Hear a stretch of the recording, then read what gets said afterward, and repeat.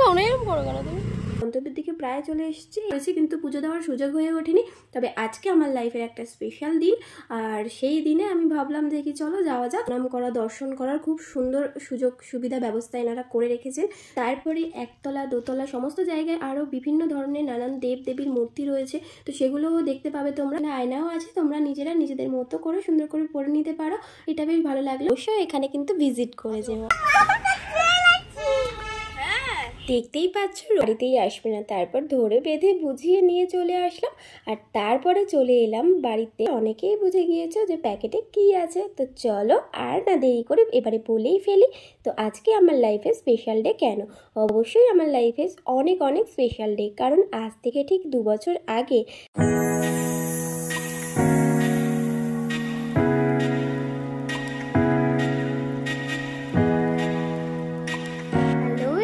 Welcome back to my channel Sumana's World. আশা করি সবাই খুব খুব খুব ভালো আছো, আর আমি আর আমার ফ্যামিলিও খুব ভালো আছি। তো আজকের ব্লগটা আমি এখান থেকে তোমাদের সাথে স্টার্ট করছি, তো ব্লগটা কন্টিনিউ করো। আই হোপ যে কি আমার ব্লগটা তোমাদের অনেক অনেক ভালো লাগবে।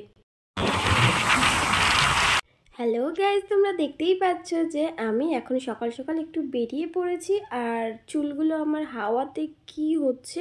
আর সত্যি বলতে শীতকালের বেলায় স্নান টান সেরে সকাল সকাল বাইকে করে যেতে, এই যে গাড়ির হাওয়াটা যা ঠান্ডা লাগে কি বলবো। মাথার ওপর কিন্তু রোদ্দুর রয়েছে, তাও সে রোদ্দুর যেন মানছে না। গাড়ির হাওয়াতে কি ঠান্ডা লাগছিল। আর কোথায় যাচ্ছি অবশ্যই তোমাদেরকে আমি জানাবো, আর সেটার জন্যই ব্লগটা আমি স্টার্ট করেছি। তো দেখতেই পাচ্ছ আমি আমার গন্তব্যের দিকে প্রায় চলে এসেছি। এইটা হলো রাজপুর ভুরের পুকুর নামে একটা জায়গা, আর এই জায়গাটাকে ক্রস করে আমি এখন চলে যাব আমার গন্তব্যস্থলে। আর এই যে আমি আমার গন্তব্যস্থলে চলে এসেছি, তোমরা এখন যেটা দেখতে পাচ্ছ সেটা হলো বিপত্তারিণী চণ্ডীবাড়ি, যেটা অবস্থিত রাজপুরে। আর আমাদের বাড়ি থেকে সোনারপুর আসতে হয়, আর সোনারপুর থেকে তারপরে রাজপুর। অনেকেই যারা যারা আমার ভিডিওটা দেখছো তারা অনেকেই এই বিপত্তারিণী চণ্ডীবাড়ি হয়তো চিনবে, আর অনেকে হয়তো চিনবে না। যারা জানো না তাদেরকে একটাই কথা বলবো যে এই বিপত্তারিণী চণ্ডীবাড়িতে একবার হলেও লোকেশন দেখে অন্তত ঘুরে যাবে। এখানে পরিষেবা এত সুন্দর কি বলবো। এর আগে আমি 2বার এসেছি, তবে আমার ঠাকুরের কাছে পুজো দেওয়া হয়নি। মাকে আমি দর্শন করেছি কিন্তু পুজো দেওয়ার সুযোগ হয়ে ওঠেনি। তবে আজকে আমার লাইফের একটা স্পেশাল দিন, আর সেই দিনে আমি ভাবলাম যে কি চলো যাওয়া যাক। তো চলেই এলাম মায়ের কাছে, মা বিপত্তারিণীর কাছে। তো চলো যাওয়া যাক, পুজোটা আমি দিয়েই ফেলি। আর এই যে আমরা এখন যাচ্ছি, এটা প্রবেশ পথ একতলায়। এখান থেকে একটা ঝুড়ি দিয়েছে, তো তোমার প্রসাদগুলো এই ঝুড়িতে রেখে দোতলায় উঠতে হবে। দোতলাতেই রয়েছেন মা বিপত্তারিণী। তো সেখানে পুজো দেওয়া কমপ্লিট করে আমি এই ভিডিওটা করছি, কারণ এখানে সমস্ত জায়গায় নো সেলফি লেখা রয়েছে বলে আমি আর সাহস করে ঠাকুরের ফটোটা তুলতে পারিনি। তো অবশ্যই তোমরা যারা যারা এখানে আসোনি অবশ্যই ঘুরে যেও। তো এখানে যখন মায়ের চোখের দিকে তাকিয়ে পুষ্পাঞ্জলি দেওয়া হয় তখন সত্যি শরীরটা কাঁটা দিয়ে ওঠে। আর এখানের মানে রুলসগুলো খুবই সুন্দর, কোনো ভিড়ভাট্টা সেরকম হলেও কোনো ধাক্কাধাক্কি নেই। বেশ লাইন করে খুব সুন্দর মায়ের কাছে যাওয়া, মাকে প্রণাম করা, দর্শন করার খুব সুন্দর সুযোগ সুবিধা ব্যবস্থা এনারা করে রেখেছেন। তারপরে একতলা দোতলা সমস্ত জায়গায় আরও বিভিন্ন ধরনের নানান দেব দেবীর মূর্তি রয়েছে, তো সেগুলোও দেখতে পাবে তোমরা। তো আমি এগুলো আরও 2বার এসেছি, 2বারই ঘুরেছি। যতবারই এখানে আসি খুব সুন্দর লাগে। আর এই যে রুমটা দেখতে পাচ্ছ এটা নতুন হয়েছে, আগে ছিল না। এখানে রয়েছে মা বিপত্তারিণী চণ্ডীর একটা ফটো, আর এদিকে রয়েছে ওনাদের মানে যে প্রতিষ্ঠাতা এরকম একটা ঘর, তো সেটাও একতলাতেই রয়েছে। তারপর এখান থেকে বেরিয়ে আসলাম, আর বেরিয়ে পরিবেশটা দেখো কত সুন্দর, পরিষ্কার পরিচ্ছন্ন চারিদিকটা। তোমরা এখানে এলে চারিদিকে বেশ ঘুরতেও পারবে। আর তারপর আমরা এখন পুজো দিয়ে নিয়েছি, আর এখন আমরা যাচ্ছি ধূপ মোমবাতি জ্বালাতে। সেটা মন্দির থেকে বেরিয়ে একটু দূরে, তো সেখানেও যেতে বেশ সুন্দর, চারিদিকটা পরিষ্কার, তো যেতে বেশ ভালো লাগছিল।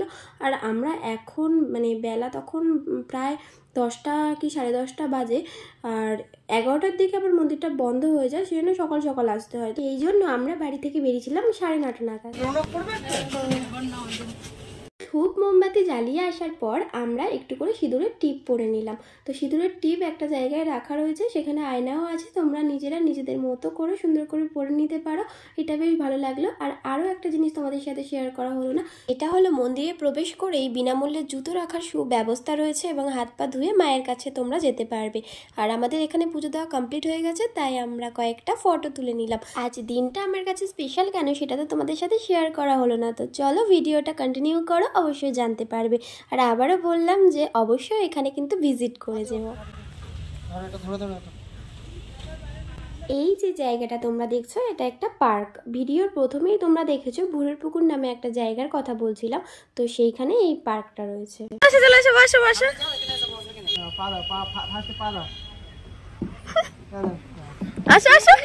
রৌনককে নিয়ে আমরা প্রথমবার কোনো পার্কে আসলাম, কারণ সেভাবে ওকে নিয়ে কোনো পার্কে যেতেই হয় না, কারণ বাড়ির আশেপাশেই এত মাঠঘাট রাস্তায় খেলে ধুলে বেড়ায়, পার্কেটা সেরকম কোনো প্রয়োজন হয় না।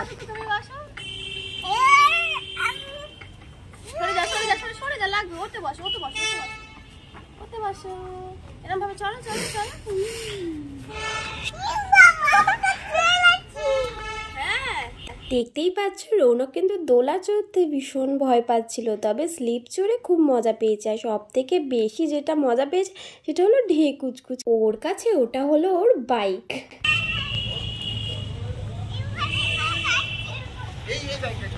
এবার বাড়ি চলো। কি জ্বালাতন দেখো, পার্ক থেকে আর বাবু বাড়িতেই আসবে না, তারপর ধরে বেঁধে বুঝিয়ে নিয়ে চলে আসলাম। আর তারপরে চলে এলাম বাড়িতে আসার পথে মিয়া মোড়ে। খুব তো খিদে পেয়ে গেছিলো, তাই মিয়া মোড় থেকে আমরা হালকা ফুলকা কিছু স্ন্যাক্স খেয়ে নিলাম। আর এই যে দেখো কয়েকটা জিনিস কিনে বাড়ি ফিরছি। আমার হাতে মিয়া মোড়ের প্যাকেট দেখে নিশ্চয়ই অনেকেই বুঝে গিয়েছো যে প্যাকেটে কি আছে। তো চলো আর না দেরি করে এবারে বলেই ফেলি। তো আজকে আমার লাইফে স্পেশাল ডে কেন? অবশ্যই আমার লাইফে অনেক অনেক স্পেশাল ডে, কারণ আজ থেকে ঠিক 2 বছর আগে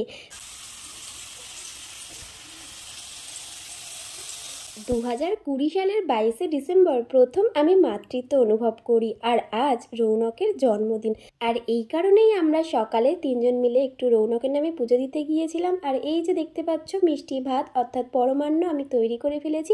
প্রথমে আমি গোপালকে দিলাম, তারপরে সেটা রৌনক খেয়েছে। আর এই যে তারপরে চলে এসেছিলাম উনুনে, একটু মাংস করছিলাম। তো মাংসটা কিন্তু উনুনে রান্না করলে বেশ ভালো হয়। এই বছর রৌনকের জন্মদিন তেমন বড় করে করা হচ্ছে না, ঘরে ঘরেই পালন করা হলো আর কয়েকজন বাচ্চাকে ডাকা হয়েছে। বাট আমার কিন্তু আগের ইয়ারের বার্থডের কথাটা খুব করে মনে পড়ছিল আজ, কারণ আগের বছর যা আনন্দ হয়েছে সত্যি আমার সারা জীবন মনে থাকবে। তো চলো এবারে হবে আশীর্বাদ পর্ব।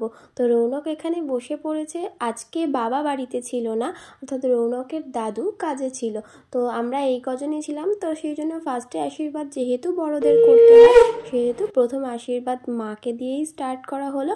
মা প্রথমে একটু আশীর্বাদ করলো। আর যেহেতু সেইভাবে অনুষ্ঠান করা হয়নি, তবে মামার বাড়িতে বলা হয়েছিল, কিন্তু রৌনকের দিদুন আর মামা কিছু কারণবশত আসতে পারেনি। তো মামার বাড়ি থেকে এখানে মামি আর দাদা চলে এসেছে। আর এই যে মামি এখানে রৌনককে আশীর্বাদ করছে, আর মামি তারপরে একটু গিফট দিল, তবে বাবুর পেন্সিল বক্সটাই পছন্দ হয়েছে। তো তারপরে লেজ আর চকলেটটা নিল। আর এখন আশীর্বাদ করছে রৌনকের পাপা, আর তারপর এই যে দেবা কাকাই আশীর্বাদ করছে। আর এখানে দেখতে পাচ্ছ রৌনকের চারিদিকে ছোট ছোট বাচ্চারা রয়েছে, যাদের সাথে রৌনক খেলাধুলো করে। আর রৌনক এখানে দেবা কাকাইয়ের কাছ থেকে গিফটও নিয়ে নিয়েছে। আর সব শেষে কিন্তু আমি আশীর্বাদ করছি, কারণ মাকেই সবার শেষে আশীর্বাদ করতে হয়। আর রৌনক এখানে সন্দেশ চয়েস করছিল যে কোনটা ও খাবে, তো সেটাই ওকে খাওয়ালাম। আর তারপর একটু মিষ্টি পায়েস ভাত ওর গালে দিয়েছিলাম। আর এদিকে দেখো কেক কাটতে বাবু বসে পড়েছে। তো মিয়ামোড় থেকে তখন প্যাকেটে করে এই কেকটাই আমরা আনছিলাম। তো কেক কাটা পর্ব এবার স্টার্ট হবে। আর কেক দেখো কাটার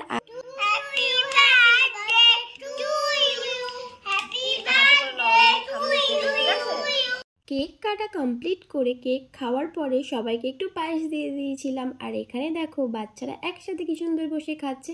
আর তারপর আমি সাজিয়ে গুছিয়ে নিয়ে চলে এসেছিলাম এই যে রৌনকের খাবার থালা। তো রাত্রেবেলায় ওকে এগুলো খাওয়ালাম, কারণ সকালবেলা যেহেতু পুজো দিতে গিয়েছিলাম, তো ওর জন্য এই সমস্ত কিছু রান্না আমি করতে পারিনি, পায়েসও করা হয়নি। তারপর এসে কিন্তু ওখান থেকে বিকেলবেলার দিকে আমি পায়েসটা করি, আর এই রান্নাগুলো সন্ধেবেলাতে করেছিলাম। তাই আমি রাতেই ওকে সাজিয়ে গুছিয়ে খেতে দিয়েছিলাম। জন্মদিনে শাককে কিন্তু শুভ বলে মানা হয়, সেই জন্য এখানে 9 রকম শাক ভাজা আর ভাজাভুজি আর মাংসই ছিল, আর মাছ ভাজাও ছিল। সমস্ত কিছুর সাথে জন্মদিনে পায়েসটা কিন্তু মাস্ট। ভাত খাবে তো একলা আল্লাহ আল্লাহ ভাত খাবে? ঠামার ডাকো, ঠামার ডাকো।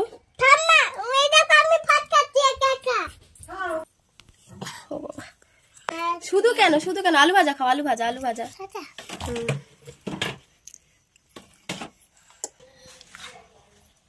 বাচ্চাকে সাজিয়ে গুছিয়ে খাবার পরিবেশন করার পর যখন সুন্দর করে তৃপ্তি করে একা একা খায়, তখন সত্যি মায়ের মনটা ভরে যায়। খাওয়া দাওয়া কমপ্লিট করে বাবু এখন সমস্ত গিফট খাবার এইসব নিয়ে বসে পড়েছে, আর এখন ঘড়িতে রাত 12টা, তাও ঘুমাবে। এতে কি আছে দেখো তো, এতে কি আছে দেখো তো। বাবা কত দিক সেফটি। এই দেখো এতে কি আছে তোমার, নাও নাও। ও বাবা কি আছে? হ্যাঁ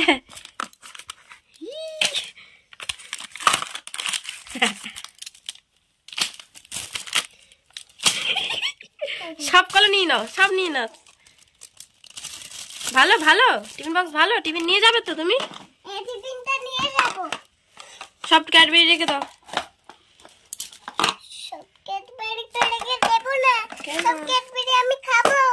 আমাদের তাকাও, আমার দিকে তাকাও। এখন নয় তো, এখন খাবে না। এখন কেন?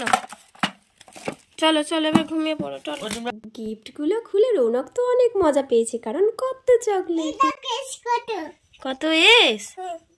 অনেক তো রাত হলো, চলো এবারে ঘুমানো যাক। আর এখানেই ব্লগটাকে আমি এন্ড করছি। তো চলো সবাই ভালো থাকো, সুস্থ থাকো, দেখা হচ্ছে নেক্সট ব্লগে।